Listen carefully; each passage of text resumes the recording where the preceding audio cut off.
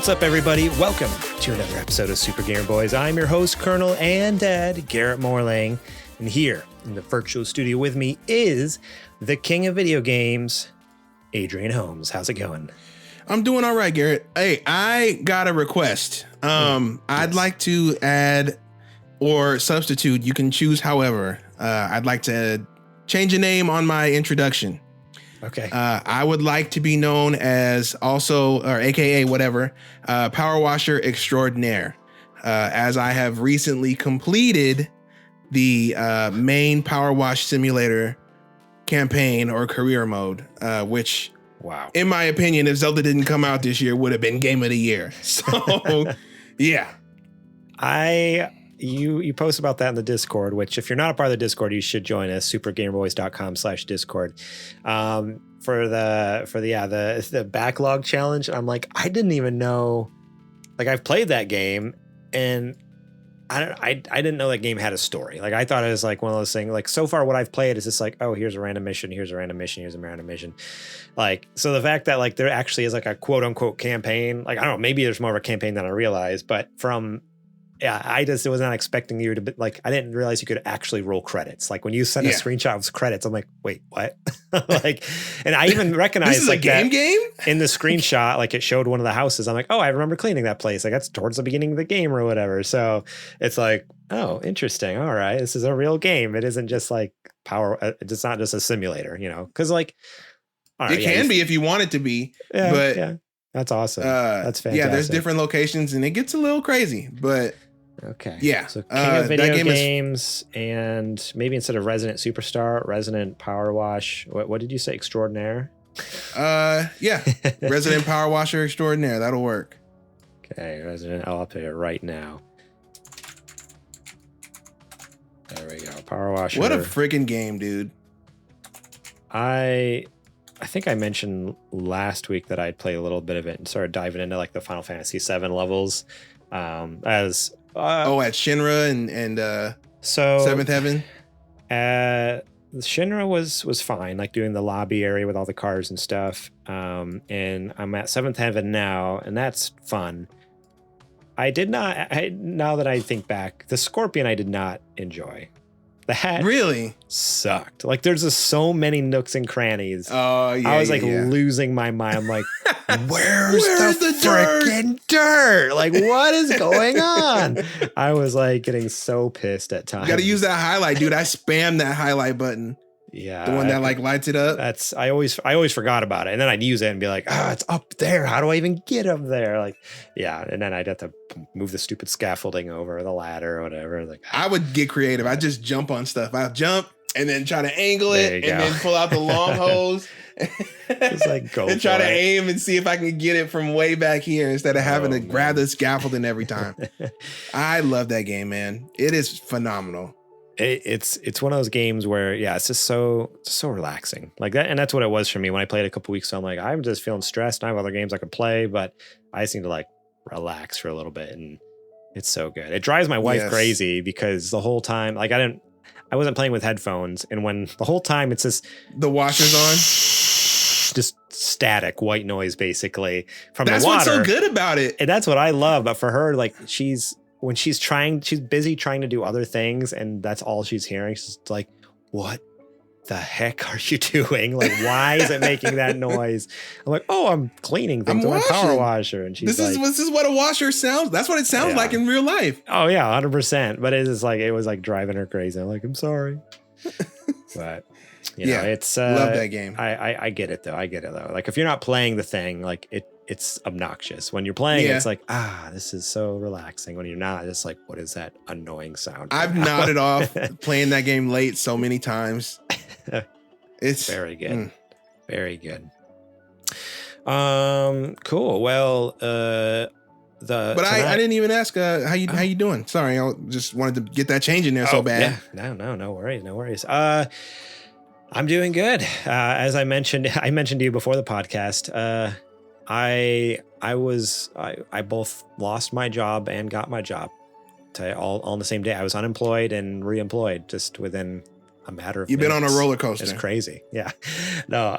It's kind of wild this morning. I was told by my boss, like, hey, like the company, we're gonna dissolve the company, like me and the current owner, like because they kind of co-own it. Like, hey, yep, we're just going our separate ways. No, nothing negative, no bad blood or anything. We're just like heading different directions and want to do our own thing. I'm like, oh, okay. And I'm just having like PTSD to when I lost my job before. And I'm like, your pulse is no, racing. You can't, your skin's you can't turning do white. this You're to me. sweating. You're thinking about how am I going to tell my wife, dude? I was like, we just bought a car. Like things are expensive here in San Diego. Like apparently I saw an article the other day where apparently rent here is getting more expensive than the Bay Area now. Like I wouldn't be surprised. It's still California. Yeah. So I'm like, oh no, what is it? And then he's like, but you know, I'm planning on starting my own thing, doing the same thing, you know, like, so I'm good. And that I got a job. Relief, dude. He wants me to come. Just yeah. washed over you. It's fantastic. It's like one of those things. He's like, I want you to come with me, which that's encouraging here because he could have just been like, yeah, screw you, like go on. But yeah, he's been awesome. I mean, for years he's been my boss through. Now I guess 2 companies, now 3 because there's a new one. He just keeps dragging me along, and I'm like, I'm gonna hold on to this coattail as long as I can because he's great. You keep going, if fantastic, you might be an executive one day.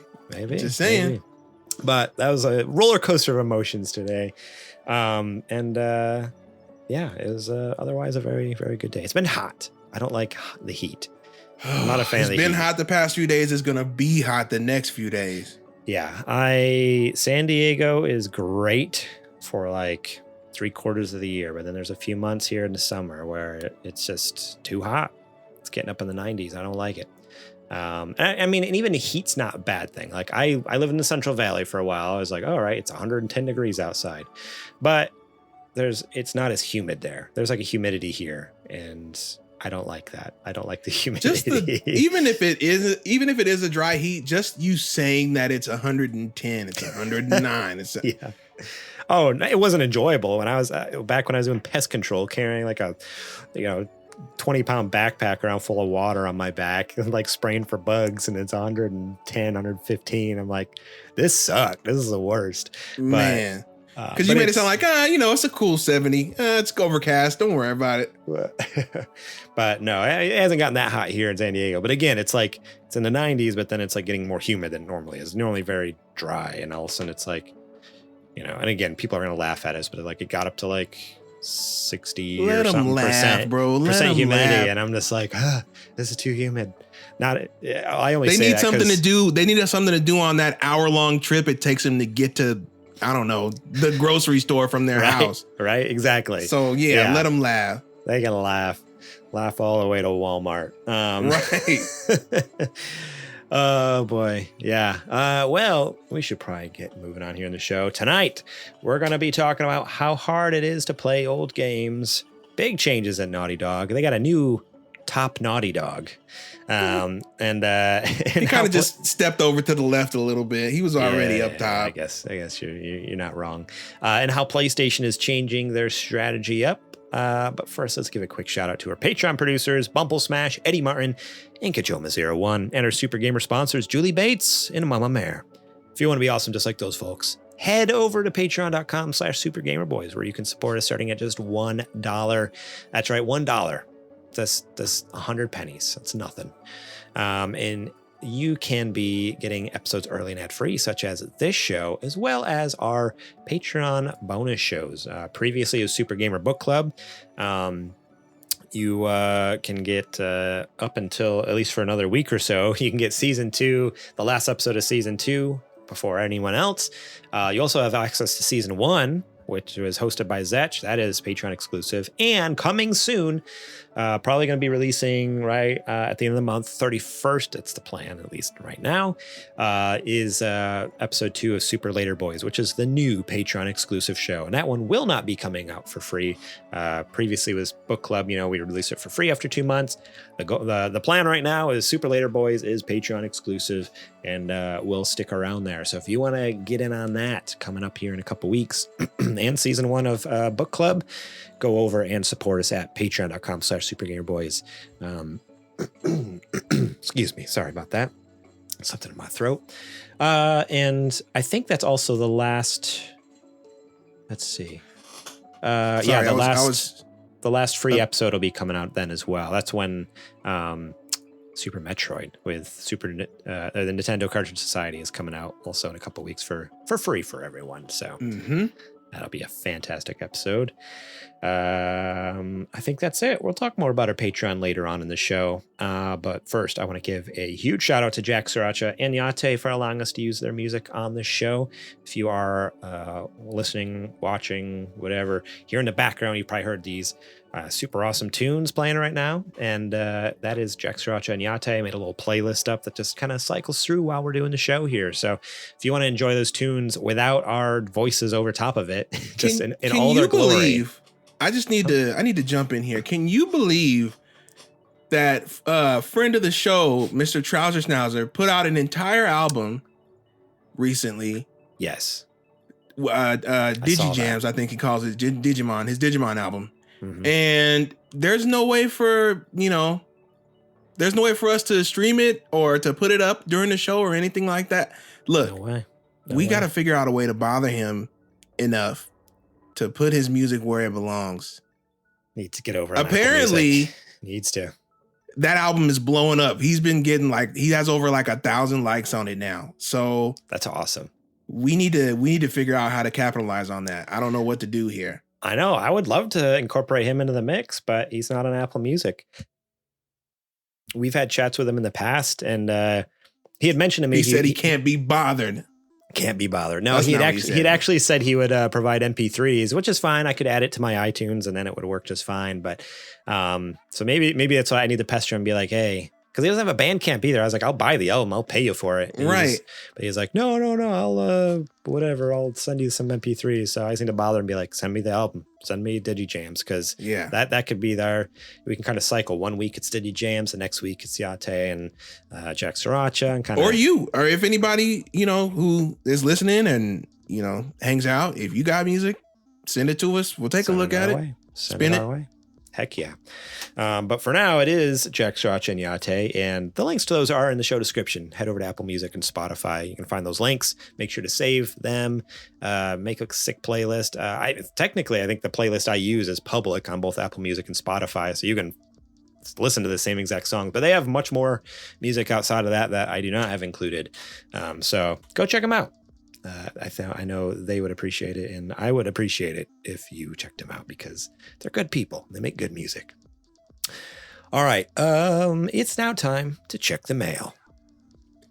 All right. Boot Mailbot on up. Since you forgot to introduce him. Yeah. So currently, while Adrian boots him up, the heavyweight bot casting champion of the world, Super Gamer Bot. Just hang on. Sometimes you got to give it a good whack. Wind it, crank. It's like a Ford Model T over there. You're like cranking the engine. Got to get the little in the front. All right, it's up and running. Go ahead. All right. I know it's still too soon for this, but I look forward to the day when that introduction, we have enough new viewers to where that joke goes over people's heads. Like, that JJ's been gone long enough that they don't realize that it's us making fun. It's like people are just going to assume like, oh, they're just, that's just what they call Super Gamer Bot. But I look forward to the day. I mean, I don't look forward. I'm kidding. I'm just being joking around here because JJ hasn't been on forever. JJ hasn't been on forever, but there is going to be a day where a listener is going to listen and be like, that's like a random intro. Like, why do they call him the bot casting chapping? And it's like, well, it's reference to JJ. That's because we got on the AI train way before everybody else started doing, all right? Exactly. Except our AI is controlled. Sometimes. He's been doing, they've been doing some weird stuff lately. I mean, let me just say, they've, every once in a while, I'll get a little question will pop up. I'm like, I didn't ask you that question. What are you doing? What's going on over here? It's becoming sentient. As long as it doesn't become a sentient JJ AI, then we're good. Oh boy. Could you imagine if somebody were to take JJ's voice and make a synthesizer out of it and put a robot overlay on it and make it read out the questions? That'd be a little weird, wouldn't it? An AI. No, I was thinking though, like imagine an AI with a personality of JJ. Like the world would be in so much trouble. No. The first canceled AI. Oh man. All right. Let's get on here with a question here from Penguin 90. And she writes, I hope you guys are doing well. Is there a game you guys are looking forward to playing this year? Now, this is a question we've been asked before this year, and I'm sure we've answered already this year, but if I remember correctly, it was right towards the beginning. It would have been like January, February. So I thought, you know what? This is a timely question because we're halfway through the year now, and we've gotten a lot of announcements, especially with Summer Game Fest and everything last month. Where are we at now, Adrian? What is kind of your most anticipated game looking forward to the fall now? Like I feel like before you might have said Final Fantasy 16 or something like that. Like that game's out now. Yeah, I don't know that if was you before played this it, question. but yeah. So what are you looking forward to now with all the new announcements and new updates that we have? Number one is Mario Wonder for sure. Oh, I forget that's coming out this year. Yep. From the moment I saw it and I went back and the hundreds of times I probably watched that trailer, it really looks like it's going to be something special. My next one is same thing. It's the WarioWare. What are they calling it? Move It.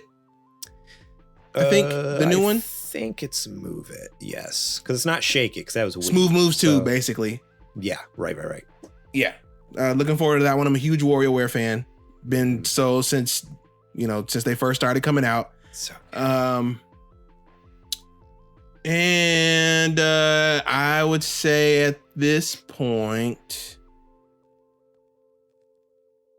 Hyper Light Breaker, I think would be my number 3. Oh, that's the sequel to Hyper Light to Drifter. Drifter, right?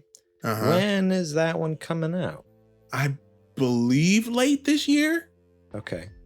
If I'm not mistaken. I'm on Game Informer's website. They have a really good calendar here. So it looks so Hyperlight Breaker is still, it just says to be announced. They did, according to Game Informer, doesn't have I could have sworn we got a date at one of these shows, didn't we? Yeah, that seems incorrect. Like I feel like I saw a date as well. No, it just says release date 2023.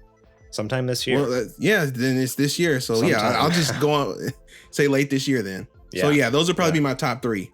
Okay. How about yourself?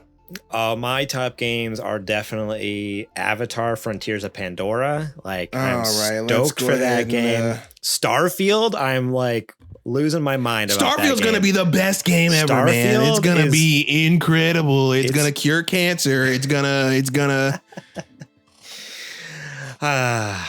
put $1 million in your bank account the second it's finished downloading. Starfield is just gonna. Did that work? Did that get rid of the YouTube people? I don't know. I mean, honestly, Starfield has gotten us 758 views on our on our Xbox reaction stream, and about 1 million very pissed off comments. So I mean, we get negative, but the negative is getting us views. So just bring it on. Bring on the controversy. I'm not worried about it. I'm not worried about a fanboy console warrior opinion. I'm not in the slightest. If you want to come with some actual points of criticism, I'm all ears to hear it. But look, I said Starfield is gonna be good at the very least. I said it a bajillion times. Now I got to say it again because we're talking about it. Yeah. No, Starfield's going to be a good game, but it's going to be good. People weren't willing to listen to everything we said, just the hate. They just listened to the hate, and it wasn't even hate. It was just like, well, it's that, and then it's also who we are. Because I remember I was telling you the guys at Inside Games, Lawrence and Bruce. Yeah. They said the exact same things that we said, yes. And everyone in their comments was almost verbatim. Yep. And everyone in their comments was so positive and happy and just like, oh, yeah, no. But like we say it and we just get tore apart in the video. You guys don't know anything that you're talking about Xbox. Yeah, I guess I don't know anything about Xbox. The system that I've been playing since it came out in, 2000, 2001. I don't know anything about Xbox. It's wild. No, wild. Not a lick. But no, for real. So games I'm looking forward to. I mean, in a sense, I am kind of looking forward to Starfield. Like, I think it's gonna be a fun game. Like, I'm looking forward to see what it is. Like, I'm just expecting it to be in line with all the other games that they've made. It's gonna be space, Elder Scrolls, or space Fallout, and I'm fine with that. Yeah, there's nothing wrong with that. Party Animals. I've been waiting for since 20. Yeah, you've been talking that game up. It better be good, dude. It's the best. 2020, baby. I've been waiting on that one for a while. My God. Mina the Hollower. I forgot about that. The new Yacht Club game. The people who made Shovel Knight. What's it Their called? new game. Mina the Hollower. Oh, yeah. The one with the little mouse. It looks like a Game Boy Color game. Yeah. Oh, yeah. It's going to be a good one. Assassin's Creed Mirage. I think it's going to be very good.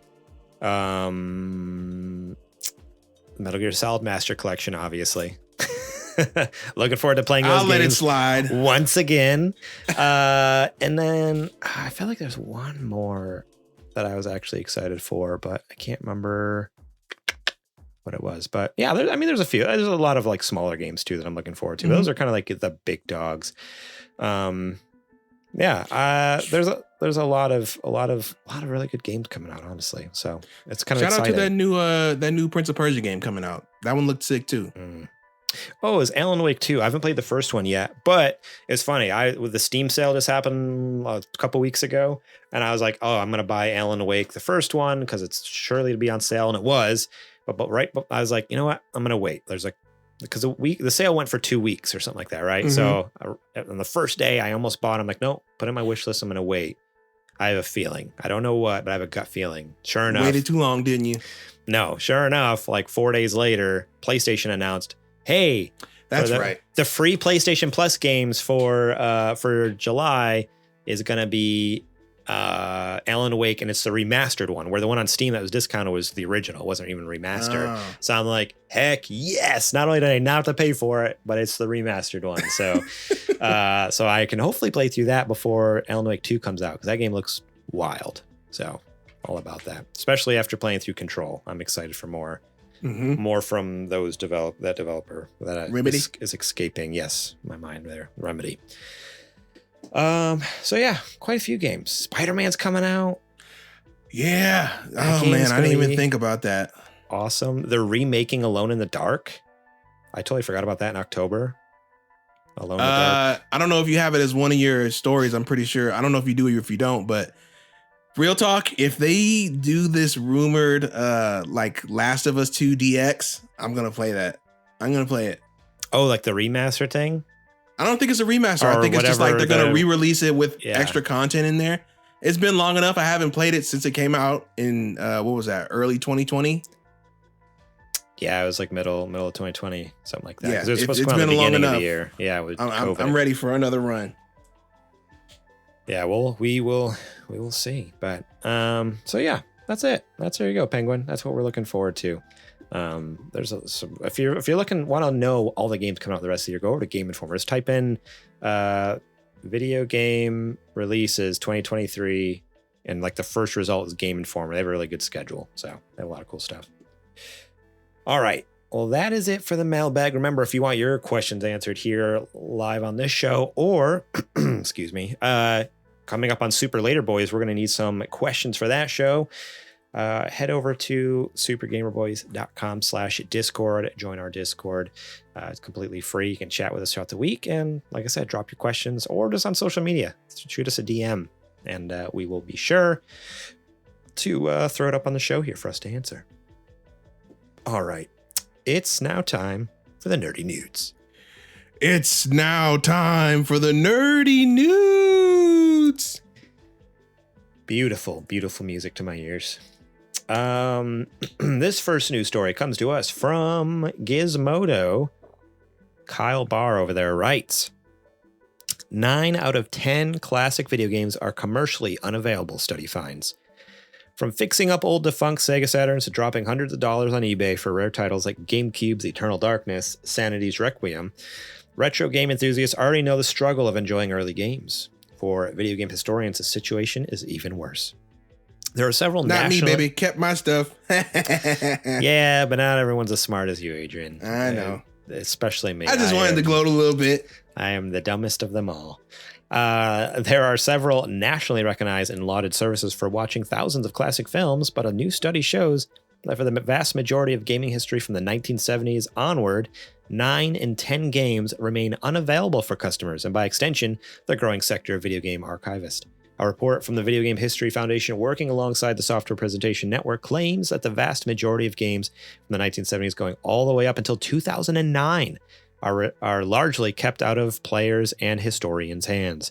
Only 13% of games released in the US before the age of vast digital distribution are legally and commercially available. The other 87% are only playable through some museums or through industry-derided piracy. Otherwise, you would need to spend inordinate amounts of time and money to collect old software and hardware to experience relics of gaming's past. In a phone interview with Gizmodo, Phil Salvador, the library director at the VGHF, compared the situation to film where there was much more buy-in from the movie industry at large for preservation. Imagine if you could only get Titanic on VHS, and even then you can only see it behind a glass case. In the group's survey, they looked at 4,000 historical video games released prior to 2010 and researched whether they remain available through legitimate rights holders. This included games from abandoned platforms like the Commodore 64 and more from still widely available consoles like the PS2. Even though that latter system, speaking of the PS2, was one of the most popular game consoles of all time with a long lifespan that lasted even past the PlayStation 3's release, only 12% of PS2 games are still available or remain available. There was no 5-year period before 2010 where availability rose above 20%. For games released before 1985, only 3% are now accessible. This article continues on, and I recommend you go give it a read over at Gizmodo because it's very interesting and eye-opening as to how it all works with like IP holders. And I mean, ultimately, it just comes down to like the people who own these IPs either just not re-releasing them or not releasing them in a way that's easily preserved, or not preserving them themselves and it getting destroyed or lost. Original codes just being lost completely and stuff like that. Yeah. So it's really a sad situation. I just want to like kind of talk about it and like how I don't know, hear Adrian's thoughts on it, because I mean he's kind of like, if anything, I look to you as like you are the gaming historian here. Even though we've both been pretty much playing games for the same amount of time, like you have taken a much like your knowledge base is much wider than mine. You just have a much better memory. You definitely pay attention a lot more than I did when I was a kid with gaming and stuff like that. And with that sort of like gaming history. And so, yeah, I don't know if you have any thoughts on this. This is shocking. I mean, I didn't think it was as bad as it is, as far as the amount of games that are basically lost to time or are at danger of being lost to time. It's one of those things you hear all the time, but yeah, you never think it's that bad. Like even the statistic about PS2, like that blew my mind because that console had. It wasn't that long ago. It wasn't that long ago, and the library is vast. So you'd think there'd be a much higher chance of a lot of those games being preserved. So it's wild that like, what was it, 20%? I'm like, what? Like that's great. Like not even a quarter of the games are accessible. But sorry, you were going on. Oh no. I appreciate that because so one of the most like prevalent things to me, or one of the biggest cases of why this is preservation efforts should be preserved, of course, is what. So in a way, the original, this is the easiest way for me to relate it. The original Kingdom Hearts does not exist anymore. The server or the hard drive that was holding that code, it got destroyed. I can't remember if it was like by the building got flooded or something like that, and it destroyed it. So Square Enix had to go back and like extract data out of disk somehow, like, and use tools to do that. But that original copy of the game, like that compiled code, doesn't exist anymore because they only had it in that one place. Because and it's not just them, it's like it's a lot of teams like that. When they think, oh, it's gone gold, we burn it to the disk, we don't need to do anything with it as far as making sure that we have access to this version of the game.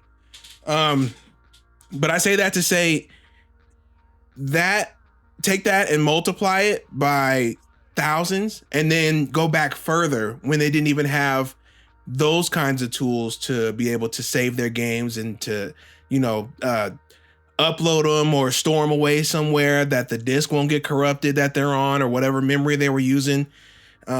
This what am I trying to say? This study is a wake up call into that we need to look into better ways to preserve our works going forward.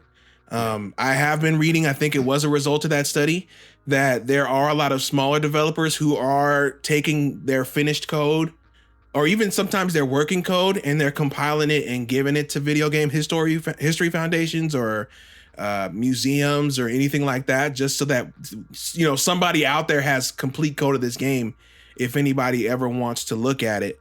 But again, that's only the small guys. You know, Microsoft has been I don't know why they stopped doing it, but they were kind of in their own way working towards that with backwards compatibility and being able to sell their titles all the way back to the original Xbox on the store. But it's not enough. It's kind of disheartening that, you know, even if it was a bad game, it was still a work of art that somebody worked on, and it still should be preserved for future generations, even just to study as okay, this game didn't work. Why didn't it work? What did they do here? And what should you have done differently? You know, kind of deal. But at the end of the day, these are all works of art that people worked on. And just like, you know, static art that you see in a museum or, you know, at an art show, deserves to be preserved. These do as well. This is people's time. These are made, you know, people's works that they have passed, you know, and this is their legacy. And now you're telling me that some of these people's legacy will just be lost to time. There's nothing we can do about it. So I would say even today, you know, it's almost, you're not going to make a profit on it as a large company, but it's almost like a responsibility if you're going to partake in this medium, that you need to preserve these works going forward. It doesn't matter how good or how bad or how little they sold or how much, you know, anything like that. Just the fact that it was made for art's sake. These need to be somehow preserved or, you know, saved in some format and kept for future generations to go back. Just like we look at paintings from the 1400s, you never know if somebody 300 years from now might want to, you know, pull up, Cyberpunk and look at it. It's going to be archaic, you know, but it's still a work of art. And that was really disheartening to find out. And it's also really disheartening that there are lawyers that are lobbying for these practices not to go through because I guess in a sense, like I was saying, there's no profit in it really. That's what they can't say, but are basically saying is like, there's no profit in it for us. It's too much work, which is crazy to me because you're a multi-billion-dollar company. Right. I don't know how you can't invest in something like this. You're a multi-billion-dollar company that's profiting off the arts. And as a human, and you know, as a being who is part of a species that is able to communicate via art and produce art, like I said, you should feel obligated to be able to preserve this because art is such a big part of our society, whether you realize it or not, whether you think art is dumb, the car you drive, the house you live in, when you go out to eat, the dishes that you eat, they're all prepared a certain way so they look appetizing to you. It's all has roots in the arts, and it's not only just to society but really to humanity. Art is so important, and it's crazy that, you know, in an art form as involved as video games are, that we don't take the preservation of such seriously enough. Right. So. Yeah. No, and even with, so I'd kind of mentioned to you even before the show, like in one hand, like you would, I mentioned like kind of the move away from physical and going to digital. And I mentioned that as being like a worry, like, oh man, like now, like they can't even get like a hold of a physical copy to extract or rip or whatever you want to call it to like preserve.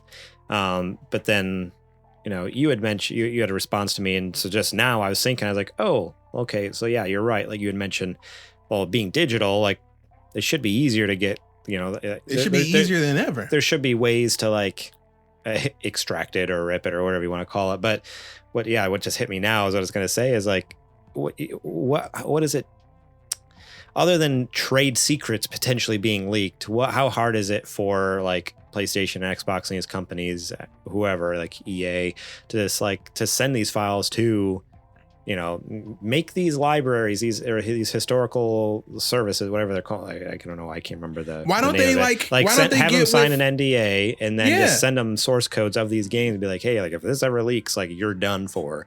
But otherwise, like, yeah, hold on to this for us, like. Since we're not willing to, since we can't spend the extra 50 cents to store it on our cloud drive that we already have, you know? Or you know what? Even maybe, I don't know if there's a national academy or association of computer sciences and arts, you know, like a government kind of thing. I know we don't normally want to, you know, involve the government, but like maybe create one where it's a neutral thing that all, you know, major publishers and developers contribute into, as like a shared entity. That way it's a third party, you know, that they don't have to worry about their trade secrets being capitalized on or stole from one another. But once you finish a title, you know, then you send a copy of that game to that neutral party, that neutral building. It just goes in a safe. Know, and a digital safe or a physical safe if you want to give a physical copy. Although you do have to worry about disk rot at that time, so I probably would say more lean towards like give a copy of the finished game so that it's playable, and then give a compiled copy of the code, the working code for the game. And then you know what? You can even make it into a museum. Why don't you just charge people to go in there? Then it will pay for itself. You can keep the data storage history stuff on, you know, away from the public. But then if people want to go in and play these games in the future, or, you know, you can take computer science class, game development classes there, and they can go in and look at stuff, you know? Yeah. I don't know. Well, in this article, they do mention there are two organizations that are essentially doing that at this point. Yeah. So the Video Game History Foundation, which is in Oakland, which I've been there. I bummed I never got to go there when I lived so close. Like it was like an hour away, and I used to volunteer there actually. And then there's also this other place which I actually didn't realize they did it because it's really close to where I grew up in New York. Strong Museum of Play in Rochester, New York. I was like 20-30 minutes from where I lived, and apparently they've started, like, you can go there and they just have a bunch of video games there. Like they're into the video game preservation. They work alongside with the Video Game History Foundation, like to preserve games and promote the preservation of them. I'm like, oh, cool. The next time I go see my parents, technically the museum, the Strong Museum of Play is geared more towards kids, but I'm like, I got a couple kids. Hey, mom and dad, you want to take a family vacation trip up to the Museum of Play? Yeah, I mean, it'd be good for the boys. It's only like 30 minutes from the house, so heck yeah, I'd go myself. I don't care. Next time I'm out there. So my parents listen to the podcast once in a while, so remember that when we come visit, we're going to Strong Museum of Play so we can play some video games. But yeah, so there are organizations out there. So it just comes down to like really the developers making it happen.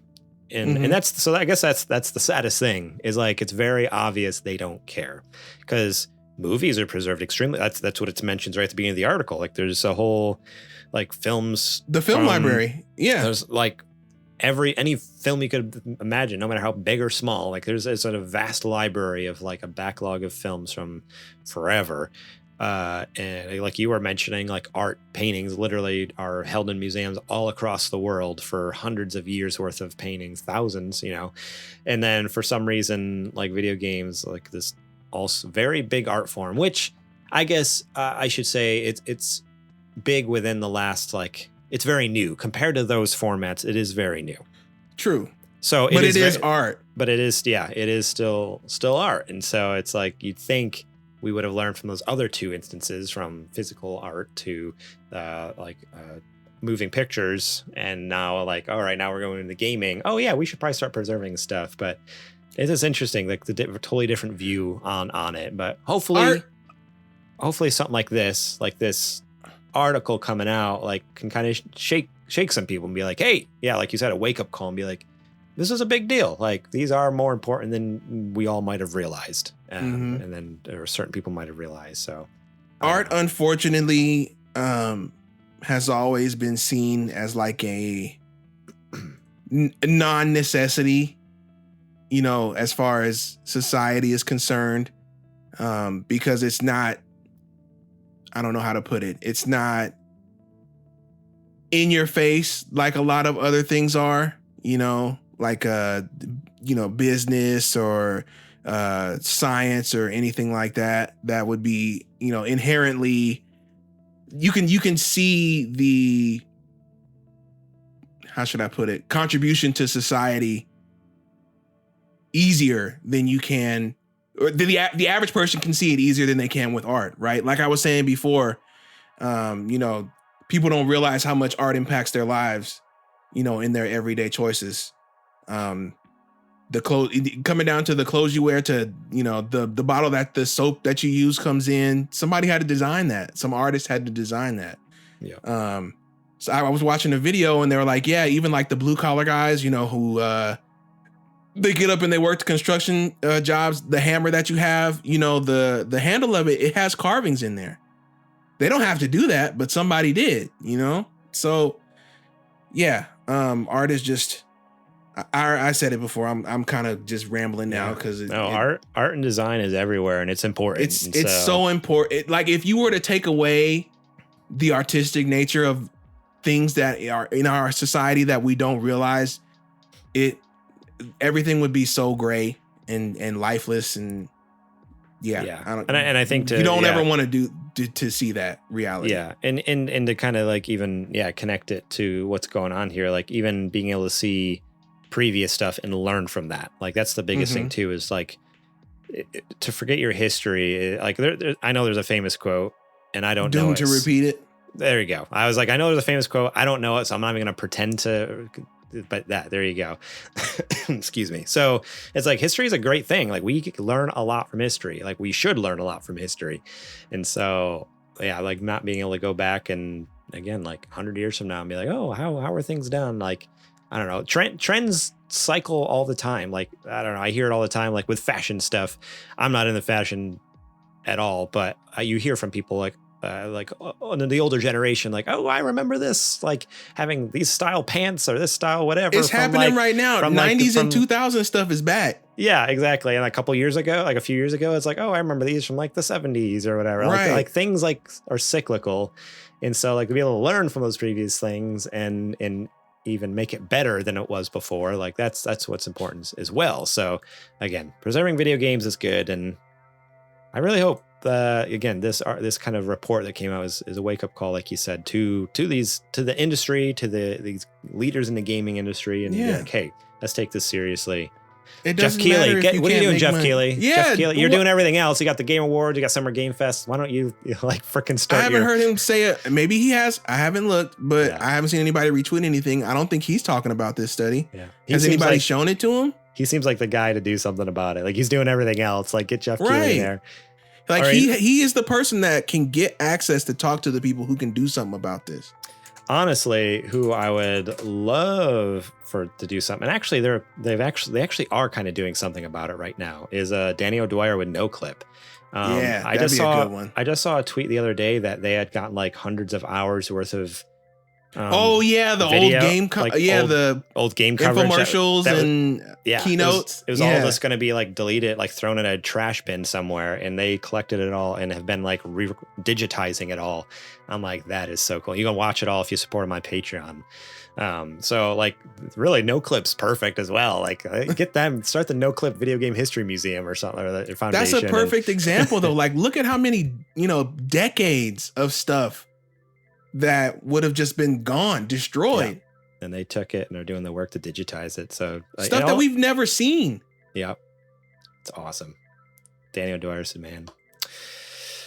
All right. I think that's it for that news story there. Let's move on here to the next one, written by Cat Bailey. Cat Bailey over at IGN. Neil Druckmann alone at the top as Naughty Dog co-president retires after 25 years. Naughty Dog co-president Evan Wells is retiring at the end of the year, leaving Neil Druckmann to fully take the reins of one of the PlayStation's best-known studios. In a message published on Naughty Dog's official site, Wells talked about his 30-year career in games and praised Druckmann, saying that he's incredibly confident that he's leaving the studio in the best hands. This is something that I've been discussing with Naughty Dog studio leadership team for well over a year, and with Neil for even longer than that, Wells wrote. The decision brings with it overwhelming and conflicting emotions, but I've come to realize that I'm content with my time at the studio and all we've accomplished together over the last 25 years. Couldn't be more confident in Neil's ability to carry on running the studio. It's the right time for me to provide the opportunity for him and the others on the studio leadership team to steer the studio into a successful future. Druckmann praised Evan in a tweet, calling his legacy unmatched. Sad to see my boss, mentor, partner, friend leave, but happy for him to enjoy a well-earned retirement. Evan, your unmatched legacy will forever be a part of Naughty Dog, Druckmann wrote.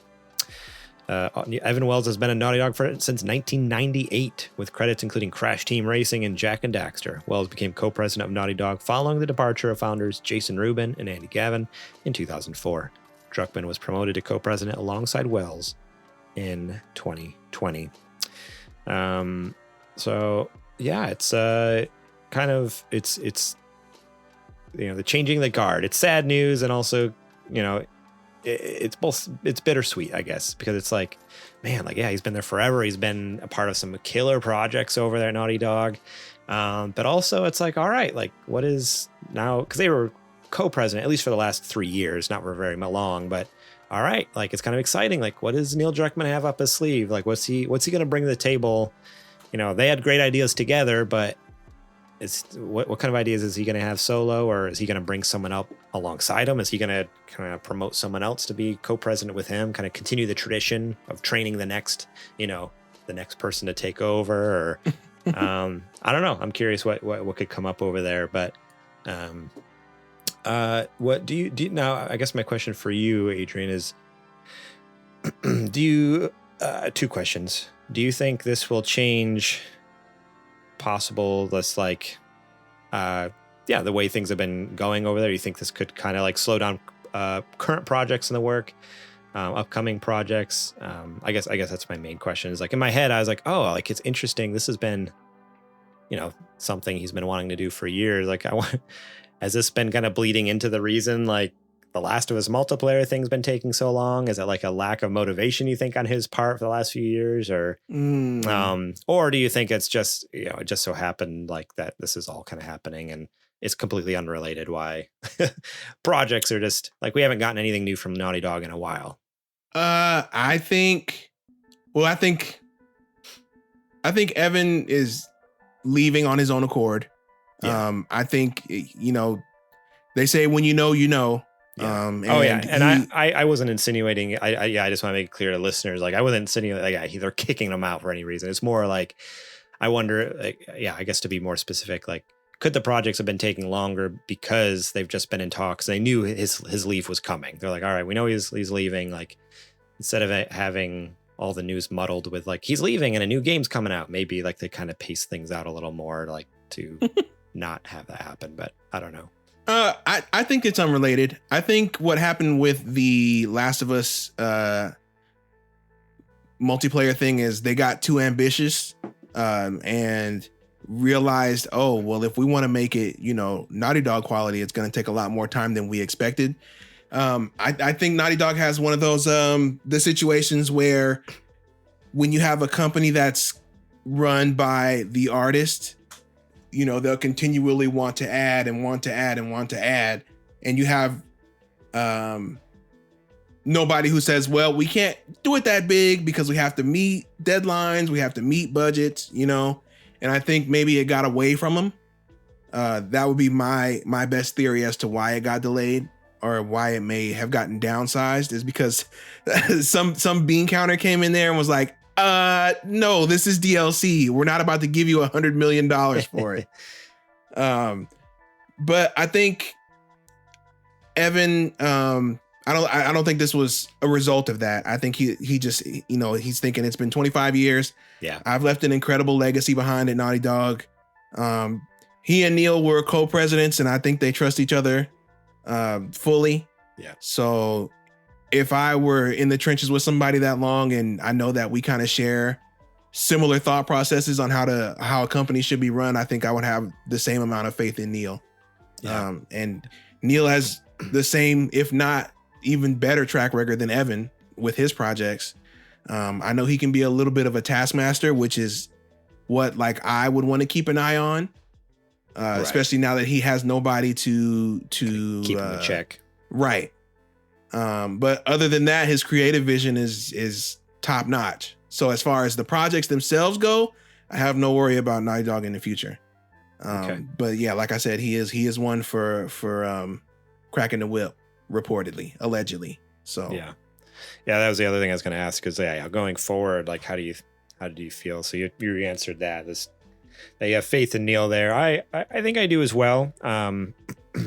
Especially as a creative, I guess though, like as a president though, like your job, and like there's less. Generally, there's less on the creative side as a president. Like that's the creative side is more the job of like the writers and the director and the like all the people who like the whatever, like the creative team.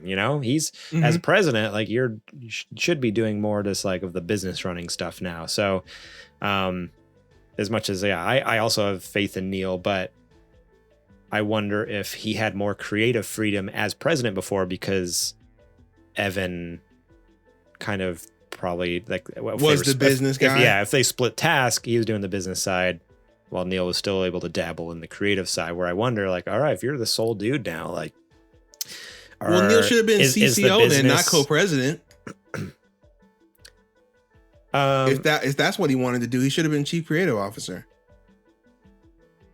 Yeah, because if he was that tight with Evan would have let him do whatever he wanted, within reason. That's true. But I also that's what I'm saying though. He might have dabbled in both. Like he might have been like, oh yeah, I'm doing my president duties, but I'm also like going down to the floor and like chatting with people and like figuring like hashing stuff out. Where, yeah, my curiosity goes to, I wonder if his actual hands-on touching the product will possibly lessen over time now that he is like the sole president.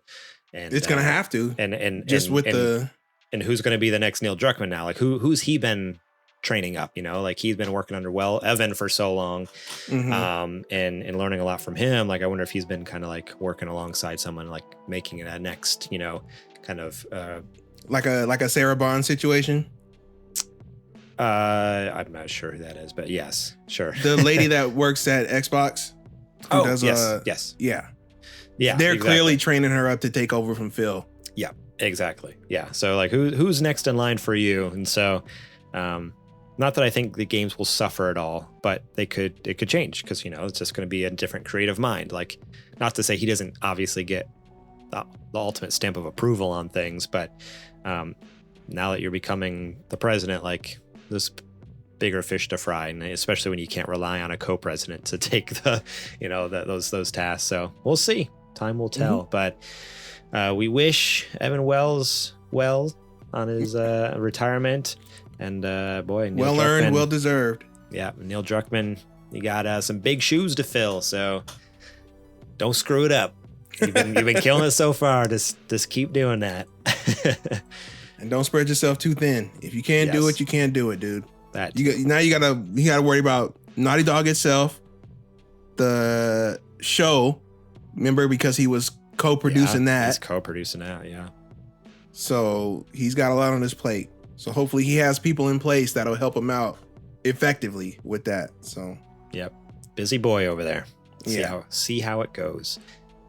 This last news story comes to us from Tom Ivan over at VGC, and they write, Sony is reportedly boosting PlayStation's R&D spending to drive its live service push. Sony reportedly plans to increase research and development spending at its gaming business by about 10% this financial year. According to Nikkei, Sony Interactive Entertainment's R&D spend during the year ending in March 2024 will total 300 billion yen, which is about $2.17 billion. That will represent around 40% of the group's total R&D spending for the period, surpassing investments in its electronics and semiconductor businesses. So it's spending a larger portion of Sony, not just PlayStation, Sony's budget on PlayStation games than it is on its electronics and semiconductors, which is wild. But we can't get a PSP. Okay. Right, yeah. They're over there putting more money in the PlayStation than they are their TVs and and headphones, but boy, you can't get a dang PSV. Makes sense. Checks out. The increased R&D spending at PlayStation is being used to help drive the company's push into live service games, which is what everyone has been asking for. That's my editorializing there. Sony reiterated in May that it's planning to have 12 live service games in the market by its fiscal year ending in March 2026, up from 3 during its last business year ended this March. Live service games will account for 55% of its the PS5 development budget during the current business year, rising to 60% in the fiscal year ending 2026. Sony expects the market for add-on content associated with live service games to reach $19.2 billion in 2026, compared to the $7.4 billion for digital full sales and $12 billion for subscriptions. So they're really anticipating and forecasting that live service is the way to go. For whatever reason in their head, that's the way they're going to make all their money. Which, if you make a successful, I'm done reading the article at this point. If you didn't notice, if everything is successful, if they can actually somehow catch lightning in a bottle here and make the next Fortnite, I think they're 100% correct. But that is the biggest issue. I do not see them. You know what this is, don't you? It's gonna be a struggle to make something like that again. And I know they're working alongside. So I should continue here because it does say the traditional console-focused company acquired Destiny studio Bungie for $3.6 billion last year to enhance its live service capabilities. So Destiny, already a live service game, they right away that's brought into their portfolio, and they didn't have to pay. Well, they paid for the company, but it was already made. It's already a vastly huge player base there. But PlayStation Studio boss Herman Hulse said in May that Bungie is helping to vet all of Sony's in-development live service games. So they're basically any developer in the PlayStation sphere that's making a live service game sends it to Bungie first to basically double check their work. Like, hey, can you proofread our work and make sure? And they're making Marathon too. And they're making Marathon at the same time. It sounds like really Bungie's just going to get burnt out is what could happen because not only are they doing their own work, but they're trying to check everyone else's work at the same time. I just don't see the hype in live service games anymore. Like, people have been, again, trying to catch a lightning in a bottle since Fortnite came out. Everyone from EA to Ubisoft to the PlayStation, Xbox Studio, like everyone's been trying to make another Fortnite and failing for the most part. Like, I mean, not to say there hasn't been successful games, but nothing near the success of Fortnite. But everyone's striving for that. And so it just seems wild. Warzone. And so it seems, that's true. Activision with Warzone. But it just seems wild to me to think that they think there's a big enough market to where, they're going to keep trying to make more games. Like, it gets to a point where there's only so much money to go around, and Warzone and Fortnite are massive. Like, people only have so much money to spend, right? Like, do they really think they're going to make a game that's going to outdo Call of Duty or Fortnite in the next 3 years? You know what this is, dude? They're looking for the path of least resistance to make the most money. So they're turning into Konami. Pretty much. Making pachinko machines and mobile games. And then they're going to realize, oh, you know what? This actually isn't panning out the way we wanted to. Maybe we're going to have to start making games again, which is what happened to Konami. Now look at them. They're making games again. Making lots of games. They're bringing back all their old franchises, making new games. People head over heels. Yeah, this is pretty much what this is they're trying to find, they're like, look, we spend $2 billion now, and we maybe find a game that makes us $2 billion a year. So we make that investment back. Which is, I don't know, a gamble, if to put it politely. I was going to say a waste of money. $2.1 billion can get them so many games, so many quality games. Yeah. That's like, if you were to give, I don't know, a super giant, you can make like 30 super giant games, quality games. Probably 30 to 40, I would say, with that amount of money. Probably way more than that, actually. So I feel like God of War Ragnarok, the budget for that game was $200 million. Okay. So you could make 10. Is that right? Yeah, that would be 10. 10 God of Wars. God of Wars. And Supergiant, probably about 200. So check this out. With that $2 billion, you can have 4 blockbuster games, right? That's 1. That's 1 billion, right? Yeah. And then you take the other billion. Or five, and yeah, like you said, 5 blockbuster games. Yeah. Well, yeah, 200 million each. Yeah.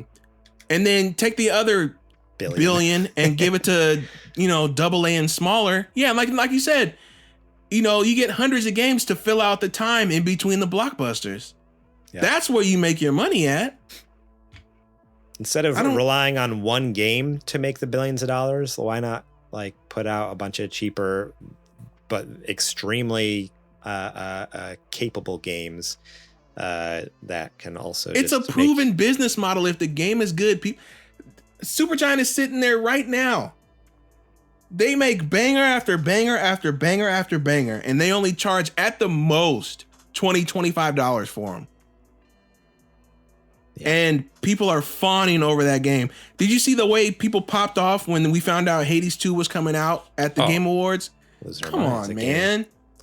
I mean, Hades 1 was incredible, so of course everyone wants a sequel. But that's what I'm saying is why not invest in that? Who there was somebody on Twitter that made that quote or they made that tweet. Was it smaller games with worse graphics, with less work on the staff or something like that. Yeah. Over these big budget games that take 5 years and they're like $300 million and you get working your workers half to death. Yeah. And again, as we talked about with the first news story, it's art. So people are allowed to make whatever they want. But as you've said 100 times on this show, Adrian, is not every game has to be a $200 million 5+ year development cycle bombastic AAA game either. No, there's some fantastic smaller games that are just probably just as profitable, if not more, honestly, because they cost less and can probably make just as much as some of those bigger games. So yeah, it's I'm not saying they can't make AAA games, make the huge bombastic things, but boy, those smaller games are killer. Love it. I understand that they need to make the blockbusters, right? The blockbusters are what move the units. I get it. But if it's me, and I think the only company that is really doing something like that is ID at Xbox. I think ID at Xbox is leagues ahead of all the other publishers as far as courting independent or smaller developers with their ID at Xbox program. Yep. They're the only ones that are taking this seriously. PlayStation started off with it until they got big and didn't need indies anymore, and then they threw them by the wayside. Nintendo is coming up close behind Xbox with the Nindies program. In the Indie World Directs, so those are appreciated. But yeah, $2.1 billion in, I think it's supposed to be across 12 titles or something like that, just to throw everything at the wall and see what sticks. Live service games.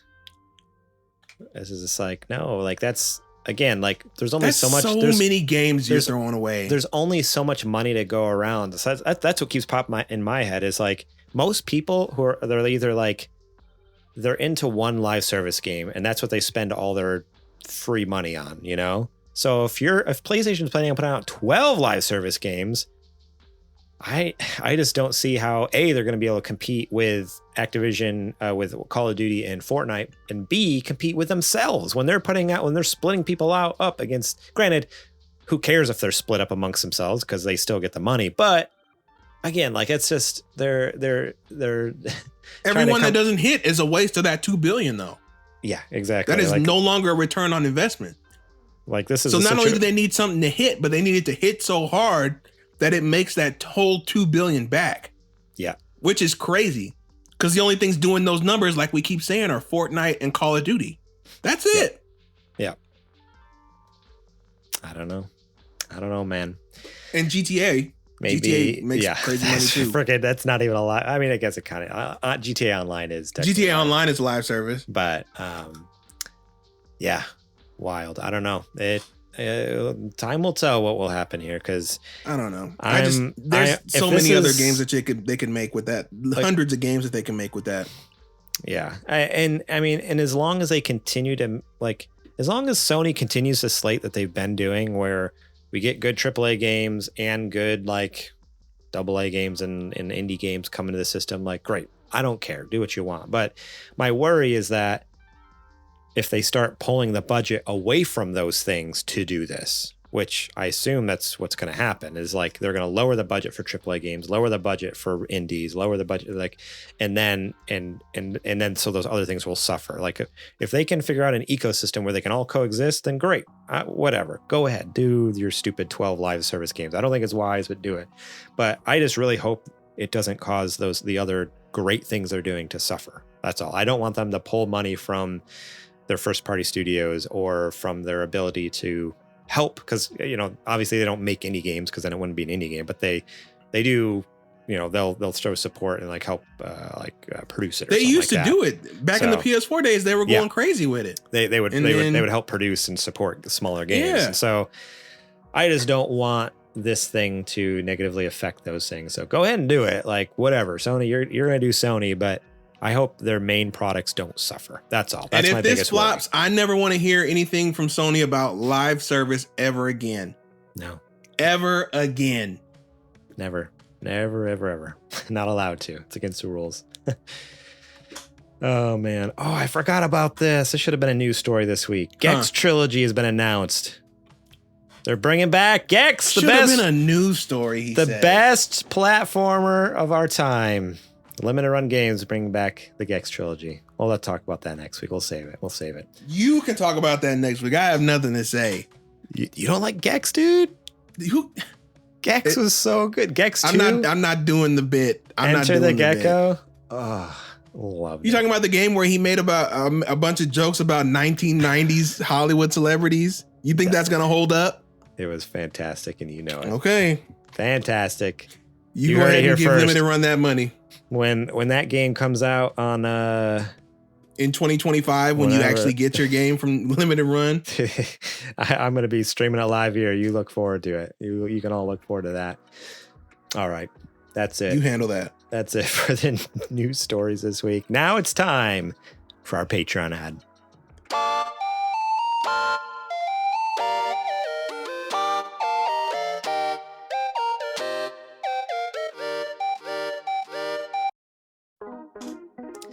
This is the part of the show where I tell you to go over to patreon.com/supergamerboys and support us starting at just $1 a month. That's right, $1. You get episodes early and ad-free, such as this show or a Super Gamer Book Club, at least for another week or so.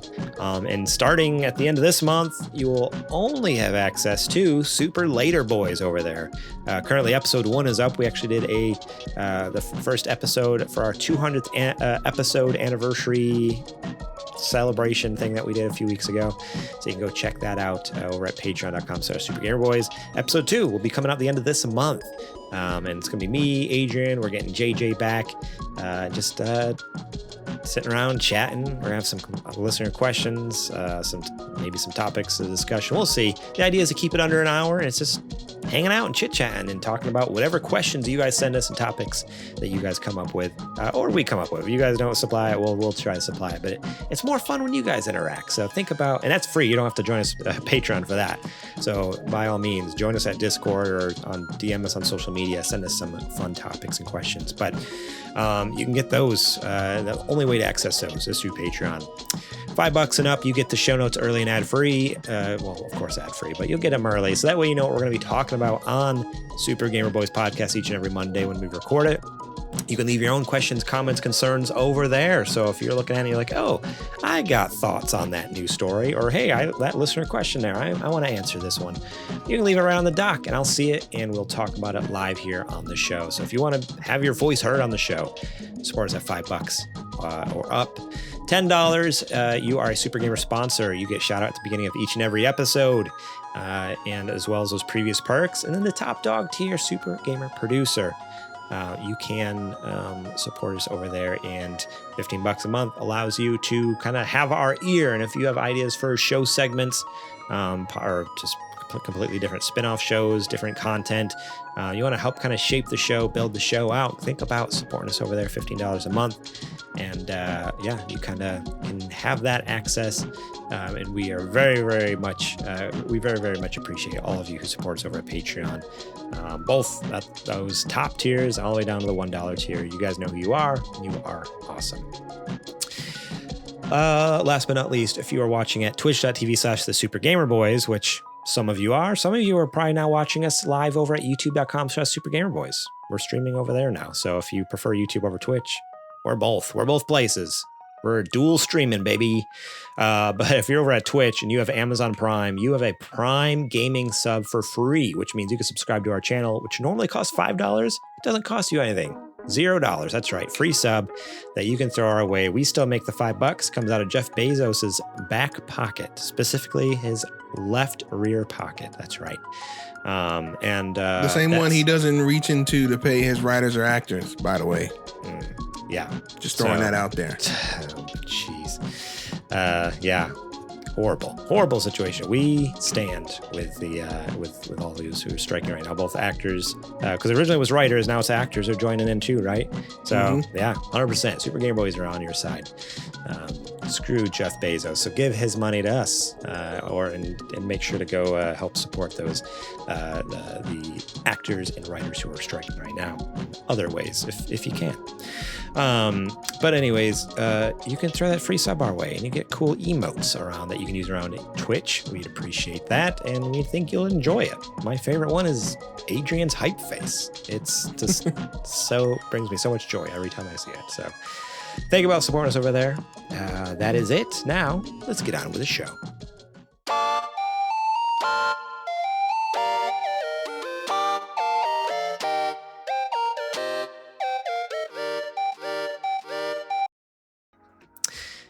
All right, this is the part of the show now where, Adrian, I am contractually obligated to ask you, what you playing? Like I said at the top of the show, my past few days has been consumed with Power Wash Simulator. I don't know what else to say about it, dude. Like, honestly, it didn't even come out this year, and it's in my top game of the year list for sure, in my top 10. Dang. That's crazy. Yeah. I don't know. So that would be your game of the year. If, hey, shut up. Stop, what? Alexa. Is that your Alexa going off? Shut up. See, Alexa knows. She knows. She's like, oh, you're talking about Power Wash Simulator. Yeah. She said something about Star Wars. I don't even know. I wonder if I can go back on the app and see what the heck she was talking about. I'm curious. Maybe she was trying to remind you, Jedi Survivor came out this year. I forgot what I was asking you, but you were saying you were saying that this would be your game of the year if Tears of the Kingdom did not come out. Like, is that for real? Like, you really mean that? Like, over like I think it would Final be high. Final Fantasy 16. I have yet to play 16. Hi-Fi Rush. That's what I'm saying. I'd be on the list for sure. Okay. I think it was a little bit of hyperbole when I was saying, it's going to be a little game lost of the in the year. moment there. No. I got lost in the sauce. All right, but that's not to say I am dead serious about it being in my top 10 for sure. Okay. This year. Dang. That game is phenomenal. That's fantastic. I can't wait. I'm going to take a little break now that I finished the career, but now that I know that I have all that extra DLC to come back to, especially they just dropped the SpongeBob one, and they have a roadmap of what they're doing for the rest of the year too.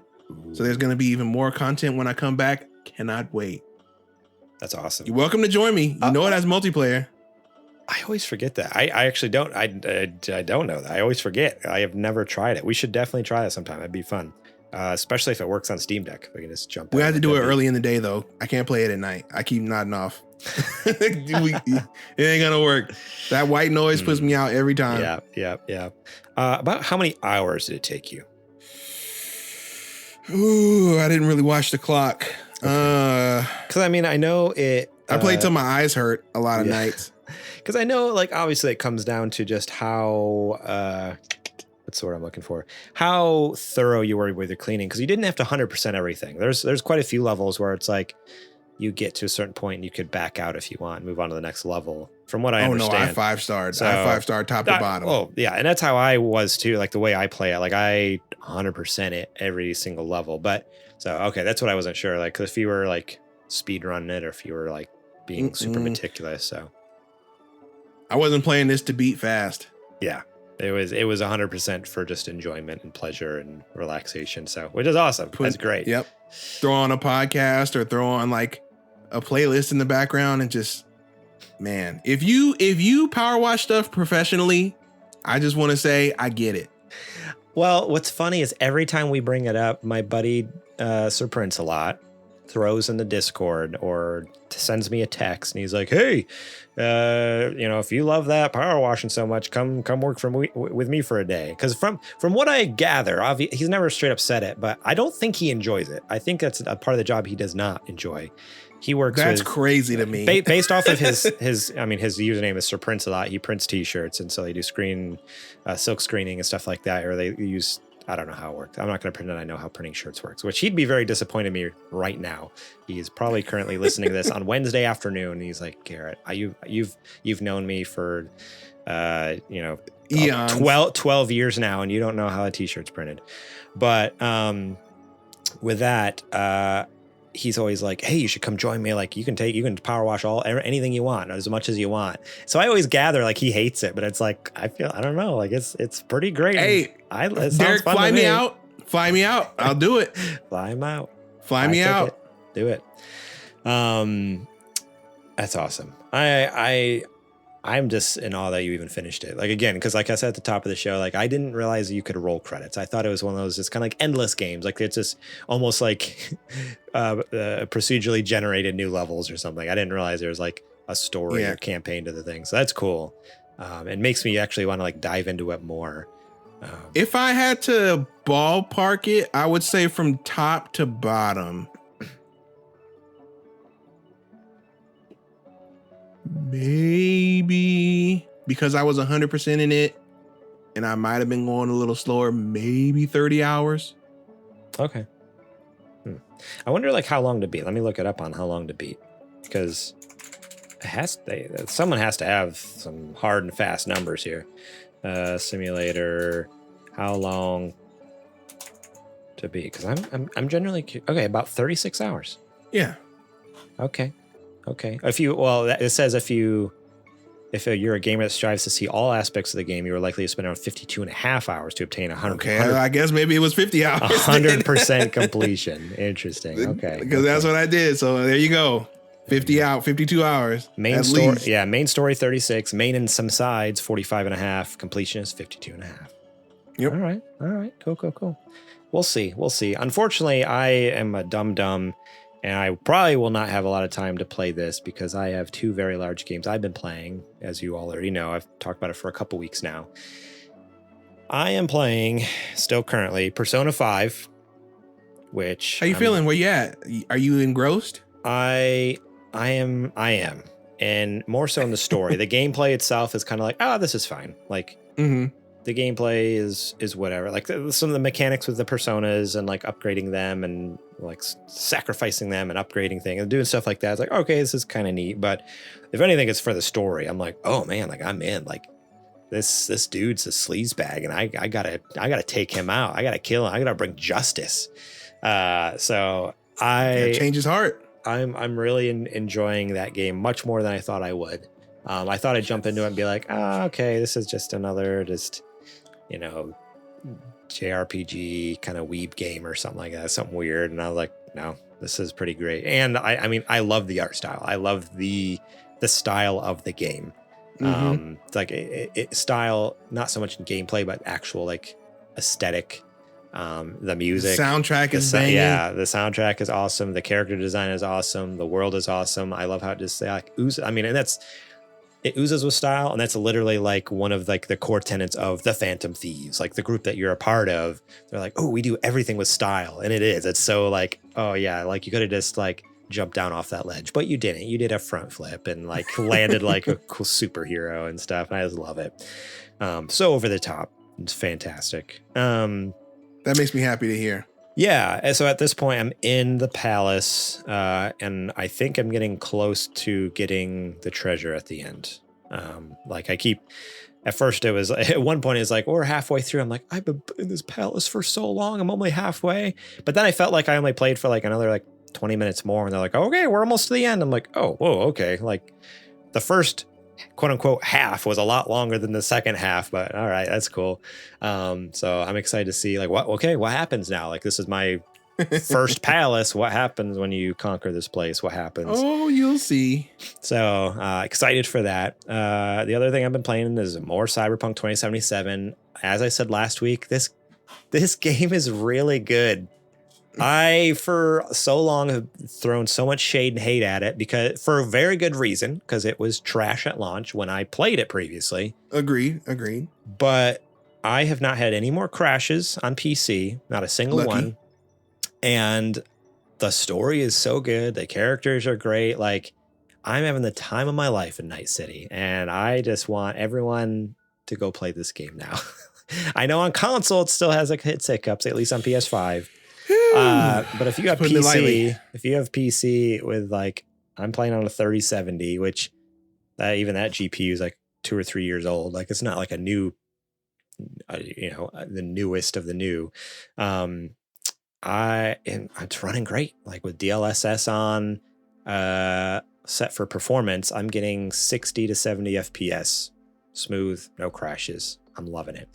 So please go play Cyberpunk. It's a great game, especially with Phantom Liberty coming up soon. Like I really want to beat it in time for that. I was gonna say you better get rolling. I put a pretty good dent in it. Like I finished. So you know how at one point in the game it kind of splits off into like 3 main threads. Now you can choose like the 3 main story missions. Mm-hmm. From what I understand, I think I've completed one of those, and I'm like halfway through the second one, and I'm just starting the third one now. So like, so that's about halfway through. I've done 1.5, and now I have another 1.5 missions to do. So I'm probably like halfway through the main story from what I am picking up on. So that's exciting. I put a lot of hours in so far. Steam, well, so it's tricky because Steam says I've put like 40 or 50 hours into it, but that's including my previous playtime, which was about 18 hours, I think. So what is that? Right now I'm at 49 and a half hours, so minus 18, whatever that is. Minus 18. So that's not how you do math. I typed it in wrong, but you get the point. I put a lot of hours in this game, over 20 hours now in this playthrough. I guess that would make it. And about halfway through, it's not bad. Not bad. Keanu is acting his tail off, man. Yeah, I mean, even the voice actor who does V. So I'm playing as female V, Canon V. Yeah, and it's like her performance is great. Everyone's performance is top. Everybody is doing really well. I'm actually hasn't been a performance that I was like, eh. And even like the random like other NPCs you run into too, like the side characters. It's like, oh, okay, like. I only see him for like this one dude I had to go like beat the crap out of to get some information about a character. And it's like, oh, okay. Like his dialogue was actually really good as well. I was surprised. This skeezy man who's just like takes advantage of these, the dolls or whatever, it's like, beating the crap out of him and get some information. But it's like all of this dialogue and character. I'm like, man, they put a lot of work into making every aspect of this top notch. So it just didn't work. It didn't technically work. It just didn't work. So, and it does now, at least on PC. So go check it out. And most of the time on console, most of the time, as long as you just constantly save. Yeah. Thank God for autosave. Yeah. The third thing that I just started, I have not finished yet, but I dove into the Final Fantasy 16 demo on PS5. Yeah. Which I'm such an idiot. I'm playing Persona 5, which is like a 90-hour game. I'm playing Cyberpunk, which is probably like a 50-hour game. And now I'm like, oh, I'm a dummy and I'm going to jump into Final Fantasy 16, which is probably like another like 30 to 40-hour game. Like, what am I thinking?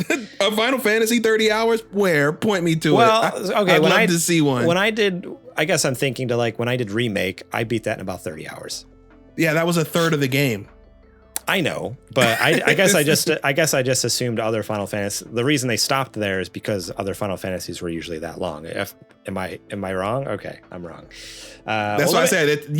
What you got to is about a third of the game. So if you were to play Remake as a whole, it'd be about 80 to 90 hours. Let me see. I'm on How Long to Beat. Let me look up Final Fantasy 16. How long is this one? Final Fantasy 16 is about 70, I believe, 70 to 80. So for main story, it says 35. Main plus sides, 55 and a half. Completionist, so if you 100% everything, 71 and a half. So that's not bad. So if it's between 30 and 40 hours, because like I can get lost in the sauce and try to 100% it, but what typically happens 99% of the time is I get 3/4 of the way through the game and I'm like, I just got to finish it. And I just mainline it the rest of the way. So I'm probably looking at about like 40, 45 hours or so. So that's not terrible. It's still a long game, but it's it's just not smart of me. I don't know what I'm thinking jumping in these. Pace yourself. It'll be there. Big ol' the Japanese. I want you to finish the demo though, because I want that appetite. I want you to whet your appetite for it. I'm excited. So you're constantly just thinking about in the back of your mind, woo, that Final Fantasy 16. In the demo, I'm just about to head to the mission where you do like you have to clear the town of like the orcs or whatever, the goblins or whatever they are. So I'm just Joshua. Well, no, I'm meeting up with them afterwards. I'm doing this mission before I meet up with them. I think it's to prove that you can do it. That one, right? Yeah, he's like, okay. Your dad's like, hey, go do this mission and then meet up with us over here. I'm doing that mission right now. I just got to that, so I haven't done much combat other than just the tutorial. But already, the story and the characters, everything they're setting up, I'm like, ooh, okay, all right, this looks pretty sick. So I've enjoyed what little I've played so far. I'm excited to dive more into that demo, and it's totally free. So if you have a PS5. Which I know there's not a lot out there, but if you have one, go check it out. What are you waiting for? It doesn't cost anything to play, and your save carries over. That was the big thing. I'm like, I can play this demo for 2 hours, 3 hours. I don't know. It's probably about 2 hours. 2 and some change. Yeah, and then if I really love it, I pick up the game and my save carries over. I don't have to play it again. That's awesome. I wish more games would do that, honestly. So, or have demos. Period. That's true. All right. Yeah, that's it. That's all I've been playing. So thank you all so much for listening and watching the show. We appreciate each and every one of you, all 301 who are subscribed over at YouTube. We broke 300 finally. I know there were some people who were like, that's a random number, like 300, really? I'm like, yeah, it's more than zero. We've been stuck at like 290 for 4 months for whatever reason. At the beginning of the year, we were around 200, and then we had a huge jump when we started actually putting stuff on YouTube. And then all of a sudden it like just plateaued at like 290. And I'm like, why can't we just break 300? We finally did it. So forward motion, let's keep it going. Let's hit 500 subs by the end of the year. So everyone who's listening and watching right now, send this video, or don't even send it. Just send a link to our channel. Don't even send a video. You don't have to send a video. Here's all you have to do is send the link to our channel and say subscribe.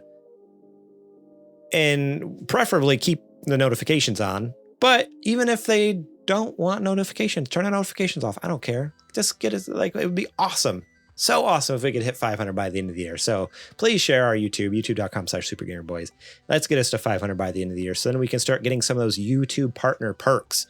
Baby. They've changed YouTube partner. It used to open up at 1,000 subs and X amount of watch hours. Now it's 500 subs. You don't get everything. We can't monetize videos, but there are some features that will unlock at 500. So let's get that by the end of the year. That'd be awesome. Maybe they'll give us a cardboard or a styrofoam play button when we hit 500. Styrofoam play button. That'd be fantastic. You can support us if you really love what we do over at patreon.com/supergamerboys. If you love our content, I want to help us make more. Head over there. It's only just $1 a month. Easy. And you get early ad-free content out of it. So seems win-win to me. If you want to support us in another way that gets you something a little more physical, tangible, that you can take home, wear on your body, use them every morning after you wake up, drink your morning coffee out of, go to sgbstore.com to get those coffee mugs, t-shirts, stickers, slap on that water bottle, whatever you're looking for. Or again, gift it to a friend. Spread the word of our podcast by just gifting your friends random merch from us, that even if they've never listened before, maybe it'll clue them in. Shout out to Jack Sriracha and Yate for allowing us to use their music on our show. Remember, find them on Spotify and Apple Music. Links are in the show description. During the week, you can find us at supergamerboys.com, Twitter and Instagram at supergamerboys. I am on Twitter and Instagram and Threads at Morlang. Adrian, where can they find you at? I am those same places at Homeboy. That's right. Go check am out, and that is all I got. So, Adrian, do you mind taking us out? Folks, thank you for another week of hanging out with us. Thank you so much for helping us get over that 300 hump, that reaching that milestone. Having 300 people who, rock with us enough to want to hear what we have to say is mind blowing, to be honest with you. I didn't think that we were. I shouldn't say I didn't think that we were going to get this far. I knew that it was going to happen. I just didn't know, at the rate at which. And now we got our next goal in sight, which is 500. And then after that, who knows? The moon. You gotta speak these things. You gotta put them out there. Yeah. Look out, Mr. Beast. We're next. If only. But yeah, sincerely, thank you guys so much for rocking with us. And we hope you stick around, and we'll see what comes next. Maybe we don't have to apply for next year's Nintendo Live. Maybe they just ask us to come. Maybe they ask us to come to PAX, since I'm Mr. Indie Man. You never know. I'm just putting this out in the atmosphere. Maybe somebody somewhere might see this random clip. Who knows? But yeah, with that, another episode in the can. Thanks again. And we are the Super Gamer Boys. And we'll catch you on the flippity flop. 300, dude. That's crazy. That's 300. Quite a number. Subaroonies. Awesome. Get us to 500. Can't goof it up now. Don't screw this up. Don't get canceled. Don't get canceled. Just stay quiet.